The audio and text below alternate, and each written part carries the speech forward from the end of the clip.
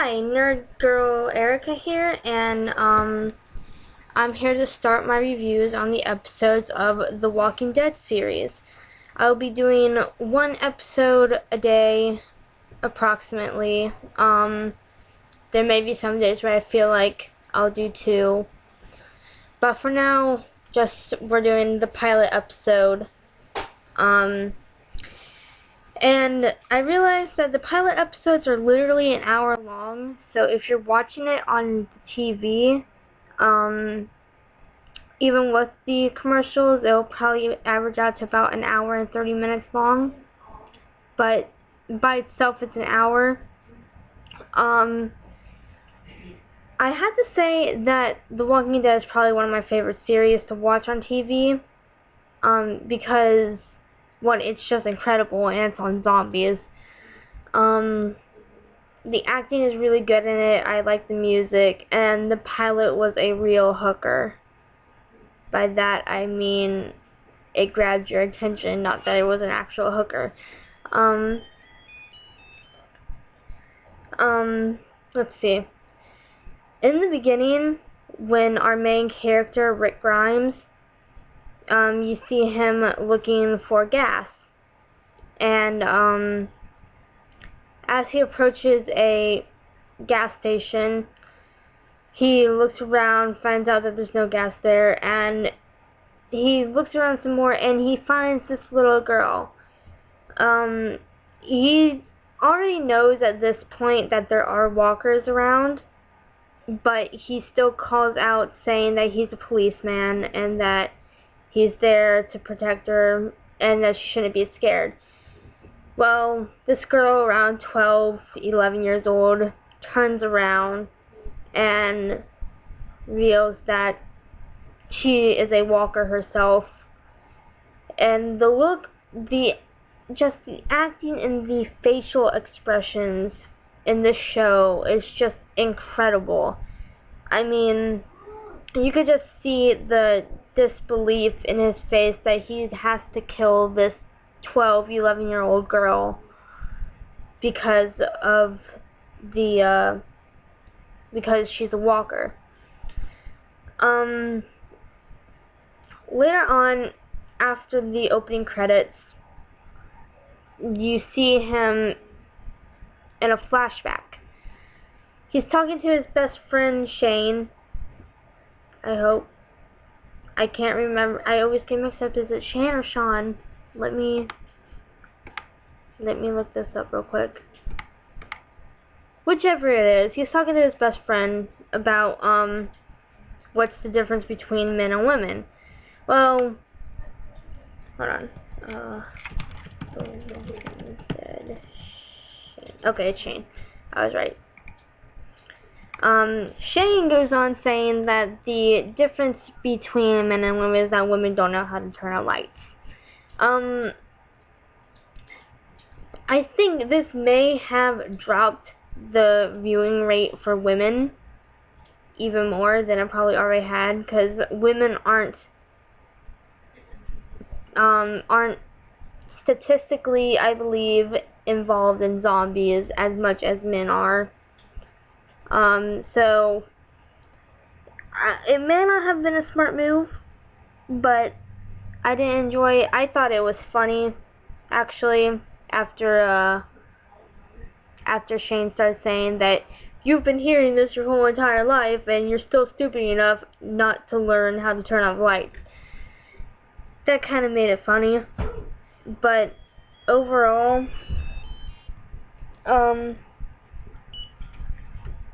that little bit I didn't find all that hilarious, but that's because I'm a woman myself. There is Rick's part of the conversation where he says that Lori, his wife and the mother of his only son, Carl, said that, do you even care about, sometimes I wonder if you ever really care about us, in front of Carl to him. And I don't like Lori. From the moment I heard that, I never liked Lori. And towards more of this episode, the end of the review, you'll see even more why I don't like Lori. So in this flashback, you see that Rick and Shane get a call on the police radio, and so they head out with another car, and what happens is that they set out the freak, what's it called? I don't know, but the nail track. And the car that they are chasing runs over it, does an epic flip. I mean, like, the most epic flip I have ever seen for a TV show. Not a movie, but a TV show. Rick gets shot, but it hits his vest in the first place, so he's not actually injured. But then he gets shot again, and he goes down because it shot his side or his back. It grazed him, but pretty deeply. And he goes down. He wakes up in a hospital. Shane is there with flowers from the department that the department picked out. And then Rick passes out again after seeing Shane. He then wakes up talking like he was living in that moment, like he was like in a coma or something, and he was waking up. This whole entire this is where the atmosphere gets really good. Like, the introduction was really epic, but this flashback is brilliant. I'm not usually a fan of flashbacks, but this made it really good. What happens is that Rick wakes up in the hospital for good, and he's talking to Shane, but Shane's not there. He basically, this is more storytelling than a review.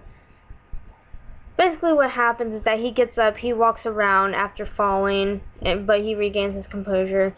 He walks around and starts going around the hospital looking for people. The atmosphere in the hospital is brilliant. I absolutely love it. It's dark and it's creepy. And then there's a door that says, "Don't open, dead inside." You just... If you were in Rick's situation, you would be wondering, what do they mean? Why? I mean, dead inside, is it like the morgue or something? And then the doors open, and you see hands coming out of the cracked doors. Rick freaks out, and he runs out. He looks around the hospital some more. He finds matches. I think just being in the hospital environment for that amount of time was really, really a good thing. It gives it that creepy, eerie feel. And then when he finally opens the door, you see this bright light, and it's like crazy bright. It made me wince. So what happens is that he sees a whole bunch of dead bodies, which gives it more...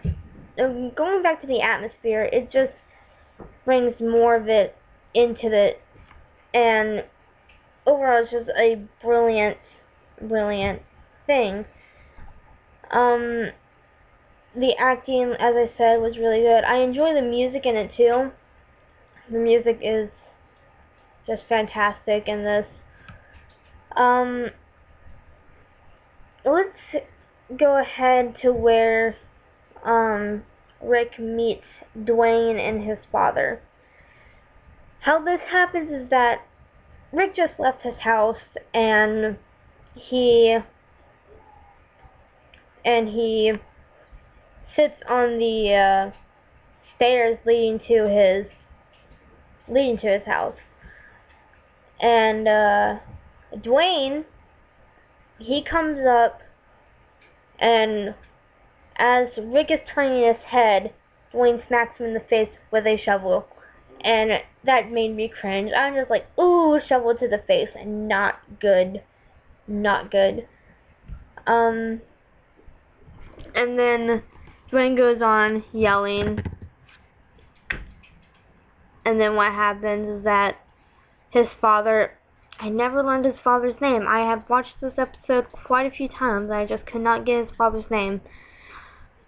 But his father comes up and asks Rick, what kind of wound is it?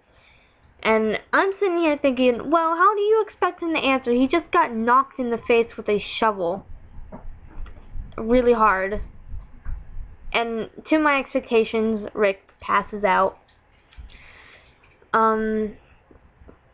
He wakes up in the bedroom in another house, and his bandages have been changed. Rick tells Dwayne's father that it was a gunshot wound and all this stuff. I got really connected to Dwayne and his father during this episode. It's about an hour and 5 minutes long, this episode is. And, you know, I got really connected to them. There's, going more forward so I don't make this more storytelling than a review. A part that I'm thinking of is after they go their separate ways, after the shower scene was hilarious. I laughed at the shower scene. Take a look at it. I'll put it up. But, you know, I just got connected to them throughout this whole episode, and you don't see them ever again after this episode. So it's safe to say that they're most likely dead, but it's unknown as far as I know. I've only seen up to about halfway through season 3. It's safe to say that they're probably dead. But there's this one part where Dwayne's father, after getting guns from Rick, goes upstairs in the house that they stayed in, opens the window, sets his sniper rifle and down on a chair, and he starts shooting zombies. Or walkers. I shouldn't call them zombies. You'll all kill me if I say that. They're walkers. What happens is that he goes to shoot his wife, who had become a walker after being sick. And he couldn't do it. It made me cry. I felt really bad for him. First episode, I started crying. I'm a baby. I cry at everything, but it just means that I'm really interested in it. So I recommend The Walking Dead based on the first episode. Later on, why I don't like Lori and I do not like Shane. I do not like either of them. At the campsite with Lori, Shane, Dale, Amy, her sister, and a few others whose names escape me at the moment. When Lori gets mad at Shane for not letting her take a vehicle to check out where they're getting the call from, because Rick contacts them through the radio. But what happens is that Lori still wears her wedding band around her neck. And, like, I would understand her being with Shane if she knew for a fact that Rick was dead. But they don't know for a fact that Rick is dead. They just assume that Rick is dead, and it really irks me. I do not like it. And Shane and Lori are together, and it's in secret, Carl, Lori and Rick's son, has no idea. And, yeah, it just, I don't think it's right. I guess that's just one of my morals. Let me know what you think about that part. There's not much else to say about the first episode. I'm not a very good reviewer, but I try my best. Overall, the tank scene. Okay. The ending of the episode was pretty epic. Rick's caught in a tank, and there's a horde of zombies around him every which way, and I will show the scene of this. But it really hangs on the suspense. It's a real cliffhanger, makes you want to watch more, and I fell for it. Before I go, I'm going to say, if you cannot handle blood and guts and gore, this is not recommended at all. But if you're a hardcore zombie fan, then you're going to love this. If you are a hardcore zombie fan, you've probably already watched this. Well, that's all I have to say about the first episode. Really good, really intense. I enjoyed it a lot. I cried at it, and I already got a hatred for a certain character in it. So, it's highly recommended overall. The atmosphere is fantastic. The music is fantastic. The acting is fantastic. It's just, you read what people are thinking on their faces. It's just brilliant. Well, tomorrow I will be reviewing episode 2 of The Walking Dead. So, I hope you enjoy. Check it out already if you're interested by watching my review. And, if you haven't already, that is. And yeah, that's about all I have to say. Catch you later in the next review. See ya!